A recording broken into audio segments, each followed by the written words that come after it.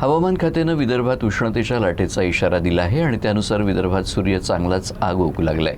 यातच शुक्रवारी विदर्भातील वर्धा आणि अमरावती जिल्ह्यात सर्वाधिक म्हणजेच 44.4 अंश सेल्सिअस तापमानाची नोंद झाली आहे। तर अकोला, नागपूर, गडचिरोली आणि वाशिममध्ये देखील पारा 44 अंशांपर्यंत पोहोचला आहे। विदर्भात गेले काही दिवस सूर्य आग ओकू लागलाय आणि याचा परिणाम दिसतोय। उन्हाच्या झळांमुळे त्रस्त नागरिकांनी घराबाहेर विनाकारण पडणं बंद केलंय, तर लोक उन्हाच्या वेळेत देखील घराबाहेर पडत नाही। यातच गेल्या 3 दिवसात विदर्भात उच्चांकी तापमान नोंदवलं जात आहे आणि हे सत्र शुक्रवारी देखील सुरूच होतं।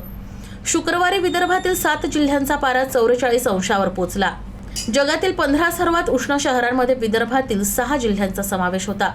विदर्भातील वर्धा, अकोला, नागपूर, वाशिम, चंद्रपूर आणि गडचिरोली जिल्ह्याचा यात समावेश आहे। शुक्रवारी वर्धा आणि अमरावती जिल्हा विदर्भातील सर्वात उष्ण जिल्हे ठरले।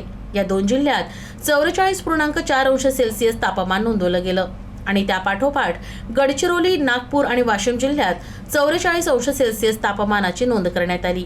तर इकडे चंद्रपूर जिल्ह्यात 43.6 पर्यंत पारा चढला होता। यातच गोंदियात 42.9, बुलढाण्यात 41.2, भंडारात 42 तर यवतमाळमध्ये 42.8 अंश सेल्सिअस तापमान नोंदवलं गेलं। या सर्व स्थितीत नागरिक देखील सतर्क असून योग्य ती खबरदारी घेत आहेत। तर येते 2 दिवस ही स्थिती कायम राहणार असून त्यानंतर वातावरणात बदल होण्याची शक्यता वेधशाळेनं वर्तवली आहे।